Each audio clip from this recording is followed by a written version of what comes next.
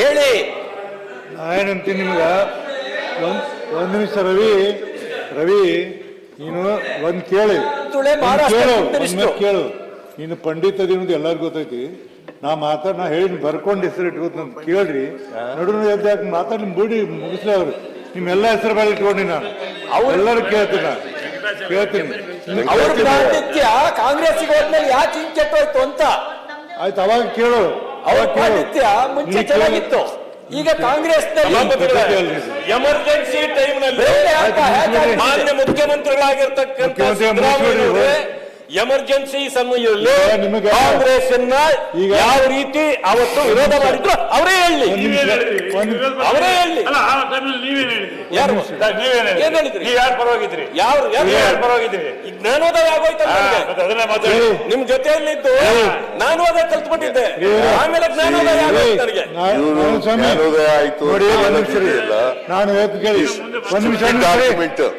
CM ಅವರೇ, ಮುಖ್ಯಮಂತ್ರಿ ಮತ್ತೆ ಜ್ಞಾನೋದಯ ಆಗೋಯ್ತು, ಅದಕ್ಕೋಸ್ಕರ ಬಿಟ್ಬಿಟ್ಟೆ ನಾನು ಅಂತಂದ್ರೆ ಏನು ಹೇಳ್ಕೊಡ್ತಿದ್ರು ನಮಗೆ ನನಗೆ ಗೊತ್ತಿದೆ. ಅದಾದ್ಮೇಲೆ ಇಲ್ಲಿ ಬಿಜೆಪಿ ಇವೆಲ್ಲ ರಾಜಕೀಯವಾಗಿ ಜ್ಞಾನೋದಯ ಆಗೋಯ್ತು, ಅದಕ್ಕೋಸ್ಕರ ಪಾರ್ಟಿ ಕೊಟ್ಟದೆ. ನಾನು ಇನ್ನೊಂದು ಸಿದ್ಧಾಂತ ಬಿಟ್ಬಿಟ್ಟೆ, ಇನ್ನೊಂದು ಸಿದ್ಧಾಂತ ಇಟ್ಕೊಂಡೆ. ಅವೆಲ್ಲ ಅನುಕೂಲ ಸಿಂಧು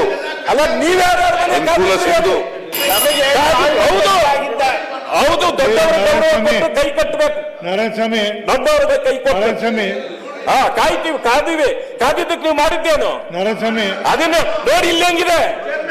ಯಾವ ಚೇರ್ಮನ್ ತಗೊಂಡು ಚೇರ್ಮನ್ ತಗೊಂಡು ಅರಬ್ಬಿ ಸಮುದ್ರಕ್ಕೆ ಹಾಕ್ಬಿಡಿ. ಇಲ್ಲಿ ನೋಡಿ ನಮ್ಮ ಪರಿಸ್ಥಿತಿ ಹೆಂಗಿದೆ. ಅಲ್ಲಿ ಗರ್ಭಗುಡಿ ಅಂತ ಗರ್ಭಗುಡಿಯಲ್ಲೇ ಇದ್ದೀನಿ ನಾನು ಇವತ್ತು.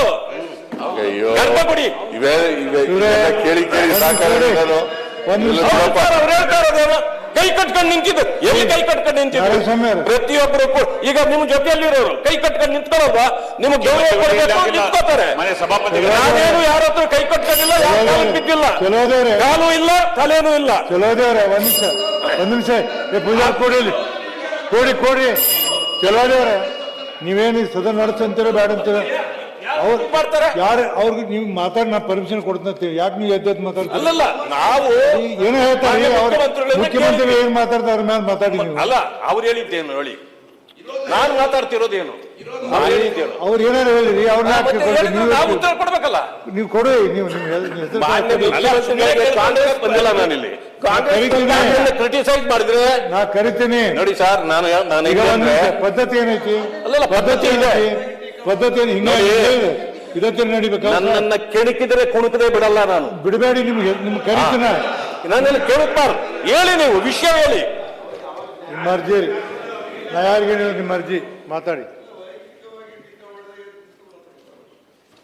ಮಾನ್ಯ ಸಭಾಪತಿಯವರೇ, ಈಗ ನಾನು ಮೊದಲೇ ಹೇಳಿದೆ, ಒಂದು ಸಿದ್ಧಾಂತನ ನಂಬ್ಕೊಂಡ ಮೇಲೆ ಆ ಸಿದ್ಧಾಂತದಲ್ಲಿ ಇರಬೇಕು.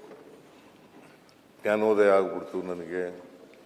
ಆ ಜ್ಞಾನೋದಯ ಆದ್ರಿಂದ ಸಿದ್ಧಾಂತ ಬಿಡ್ಬಿಟ್ಟೆ, ಇನ್ನೊಂದು ಸಿದ್ಧಾಂತ ಆಯಿತು. ನಿಮ್ಮ ಇಷ್ಟ. ನೀವು BJP-ನಲ್ಲೂ ಇರಿ, RSS-ನಲ್ಲೂ ಇರಿ, ನಮ್ದೇನು ತಕರಾರಿಲ್ಲ. ಈಗೆಲ್ಲ ಸದಸ್ಯರು ಮಾತಾಡ್ಯಾರ. 30 ಮಂದಿ ಸದಸ್ಯರು ಮಾತಾಡ್ಯಾರ. ಎರಡು ಕಡೆ 30 ಮಂದಿ ಸದಸ್ಯರು ರಾಜ್ಯಪಾಲ ಭಾಷಣ ಮೇಲೆ ಮಾತಾಡ್ಯಾರ. ಅದ್ರ ಬಗ್ಗೆ ಸ್ವಲ್ಪ ಹೇಳಿ ಮುಗಿಸಿ.